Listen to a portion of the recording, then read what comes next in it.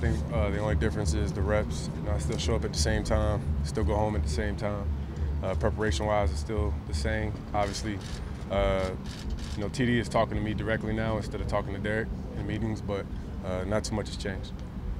Derek seems like the kind of guy who, even though he's going to be sidelined on a Sunday, he'll still be involved over the course of the practice week. I know it's early, but what so far have you seen and what do you expect in terms of that interaction? Yeah, no, Derek's awesome, man. I mean, since Monday or Tuesday, once we found out that I'll be playing this week, he's been there for me the whole time. And like I said, we pretty much get here at the same time. We eat breakfast together, we work out together, all that kind of stuff. So everything's been the same. It's just, he's not playing this week. You obviously have some past familiarity with Rodney, Right. and Todd. How much does that help in this kind of quick turnaround process? It helps a lot. Knowing Hud since I was 18 years old, at Florida State, and obviously knowing TD since, the draft process and everything has been awesome for me. Not just in this instance, but since I've been here as a Raider. Having familiar faces around, and obviously, my teammates accepting me and bringing me on board as well. So, there's not too much unfamiliarity. I think we're ready to go. When you look back at the film of the previous game, what did you see? I saw fast decision making. I saw accuracy. I saw when I went in the game, I just wanted to go in there and help us win, and that was my biggest thing going through my head. Just have solid footwork, things that I've practiced day in and day out. And I'm really proud of the preparation, weeks beforehand, because I never know when I'll have the opportunity to play.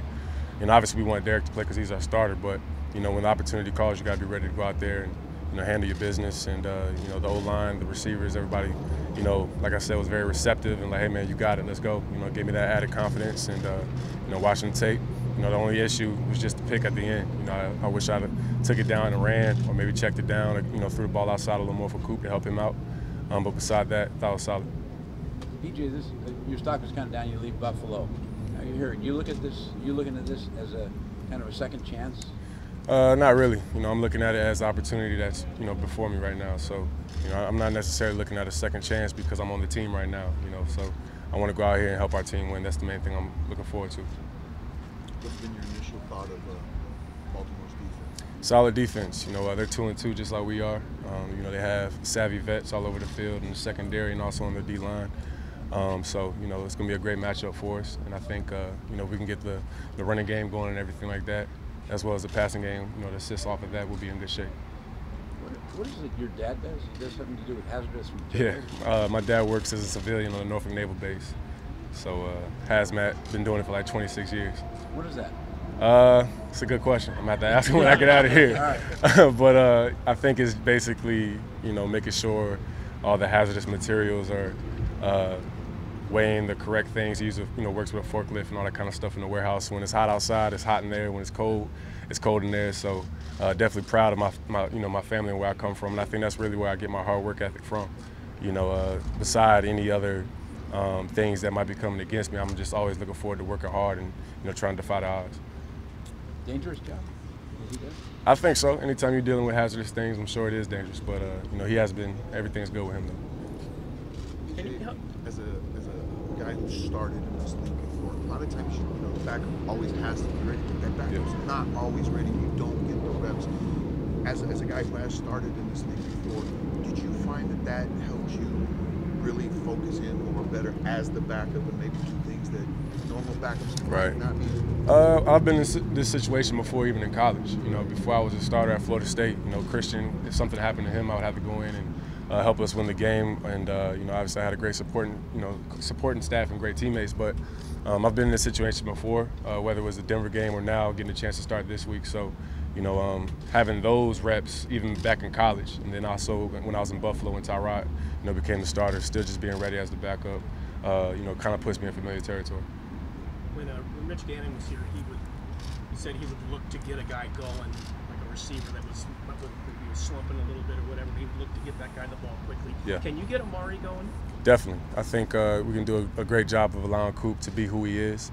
There's no pressure on him because we know he's a great player, and that's why, we threw that pass, on Sunday, because I know Coop is one of those guys, if you give him a 50-50 chance, oftentimes he'll come down with it. So we definitely want to get him rolling, get his confidence rolling and everything like that, and, get him some touches early so he can make some plays. How much does the fact that this offense features so many weapons, both outside, running game, offensive line, help with Having playmakers always helps. I try to pride myself on making plays as well. I think that's the name of the game. In order to win football games in this league, you have to be able to make plays, whether it's with your feet or with your arm or your decision making. So, I'm just excited. You're pro, you're a veteran. Even when you go into a game and you know you're not starting, how do you engage the game plan and just do what you need to do so that you are ready should you be called upon? Yeah, you treat it the same way. Because like you said, we could be walking out the tunnel before the game and something could happen to the starter and you got to go play. So you never want to be blindsided. That's the last thing as a backup. You never want to be blindsided going into a game. So, my preparation for this game hasn't changed at all. Like I said, I'm still showing up at the same time, still going home at the same time, crossing on my T's, dotting on my I's like I have all, since my career started. You get to be more vocal. Then you guys do like player-only meetings, that sort of thing. Yeah, definitely. I think that's tomorrow, so I'll do the player-led meetings, and obviously being around Derek for the past 4 weeks of the season, seeing how he does it and seeing the rapport that he has with our other teammates. I don't look at it as a challenge at all. I think it's going to be something that I can fall right into, and hopefully we won't miss a beat. What's the importance of just how to conduct that sort of setting, environment as a quarterback? Yeah, you just want to exude leadership. You want to exude confidence, and obviously when you exude confidence, the rest of your teammates have confidence in you as well. So, it's a confidence position. You know what I mean? If you have it, your teammates will have it as well. Anything more for EJ, guys? Good. Hey, thank you. All right, thank you guys. Appreciate it.